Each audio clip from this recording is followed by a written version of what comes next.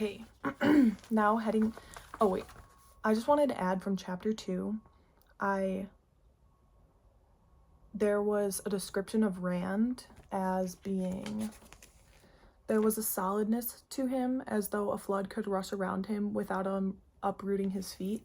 And I like all these images like that, so I liked how that was described too. And I think that that actually provides a good image of Rand and what he might need to do. I don't know what exactly he's gonna do, but he might be needed to be that stable kind of person. Okay, chapter 3 is called The Peddler. So we meet Pat and Fane, who's the peddler, and the peddlers bring stories, and he brought a story of a war in Galen, and that someone has declared themselves the dragon, and that people are picking sides. So that's why there's a war. And the Aes Sedai have been sent after not after Pat and Fane, but after this dragon. And he brings some good news, so then, or not good news, but like hot tea, I guess, in some ways, right? Like stuff that the town people want to know. So then the council gets together and they are like, okay, Pat and Fane, we need to like talk to you privately about your stories, okay?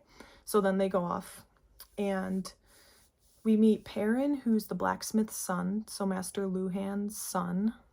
And so Perrin, Rand, and Matt are all friends, and they were the ones that were talking to the peddler.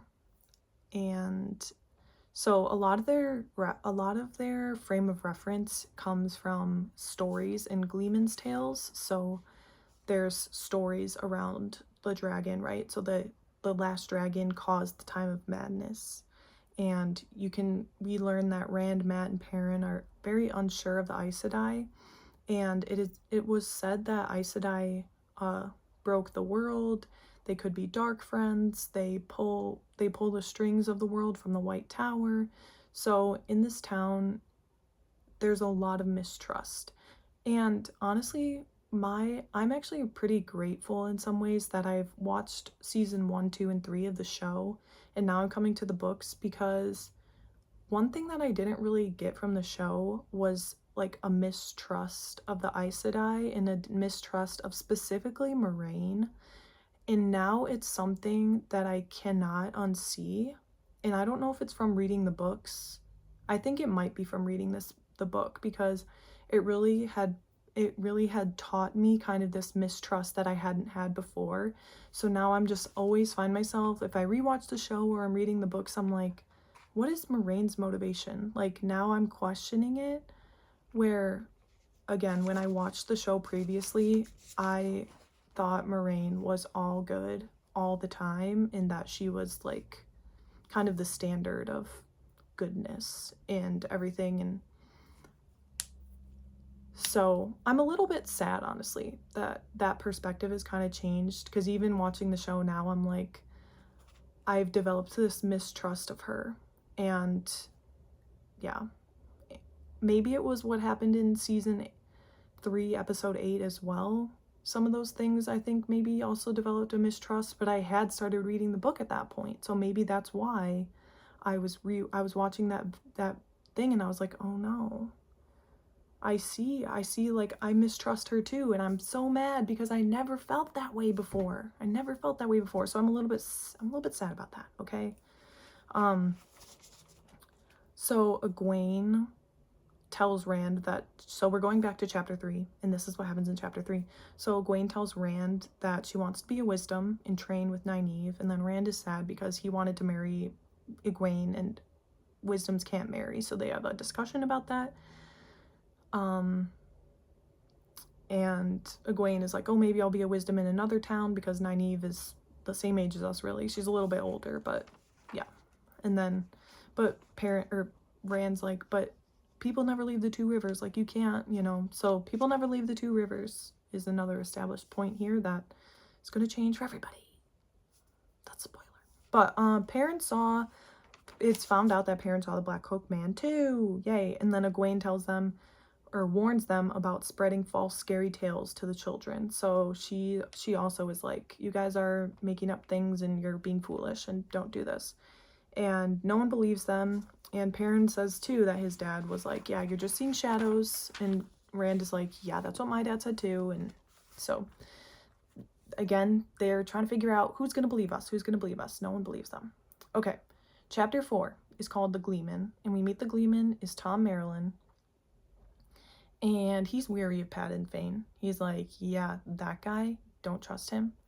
And the Gleeman also brings stories too. They're, as well as being like a performer, juggler, singer, you know, they bring stories as well. I thought this quote, I just sometimes I write down quotes that I like. On 68, Tom says, the world can be dangerous when you are a stranger. So I was like, yeah, that's so true. If you're a stranger, the world is a lot more dangerous and people can attack you and outnumber you. Okay, but yeah.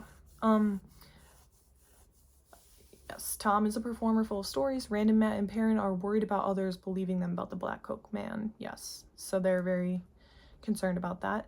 And then Tam says he believes the boys now because that is why they cannot stay for winter night, but they will return the next day for Beltane. So Tam is like, Rand, yeah, I believe you about the Black Cloaked Man now.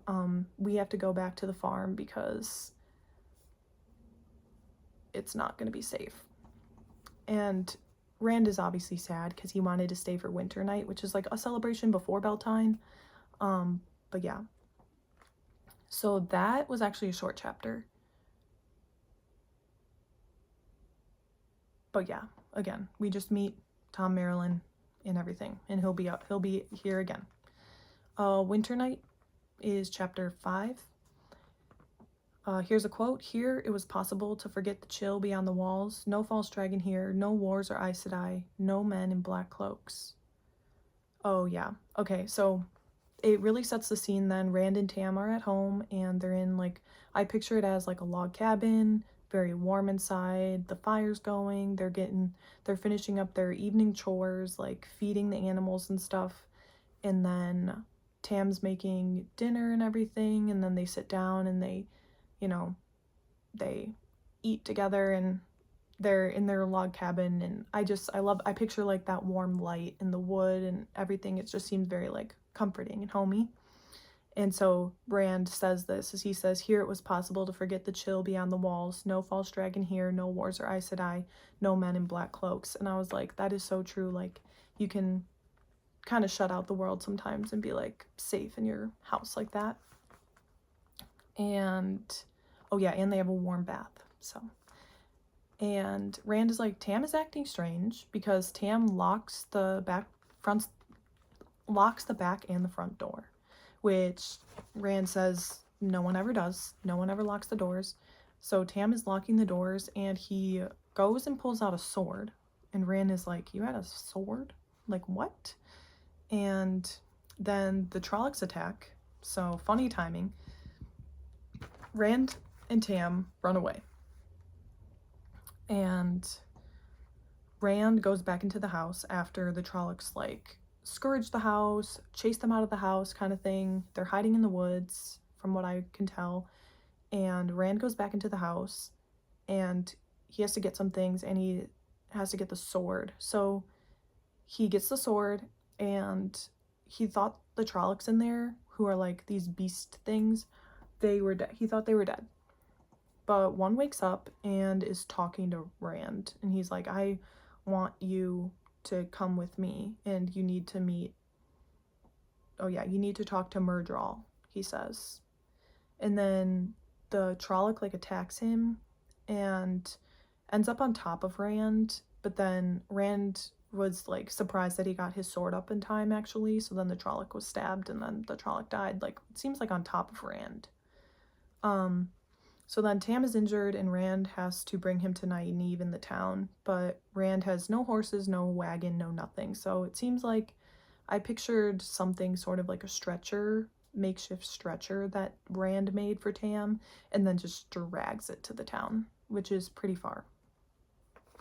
And oh yeah, I wrote too, he learns in this moment that Trollocs aren't just a tall tale. They aren't just the Gleeman's tales. They are real. So this is kind of like, I don't want to connect this to bedtime stories, but I am, with that movie where all the stories that the person told in that thing, then they start coming to life, you know, and they start being like coming to life the next day. And I'm like, this is kind of what's happening. Like all the stories these kids were told their whole lives, they thought they were just fake and tales and whatever, and now they're like, oh shoot, they're real. They are real. So yeah. Okay, I'm gonna do the next 2 chapters in the next video, and yeah, I hope you're enjoying this. So again, next chapters will be chapters 6 and 7.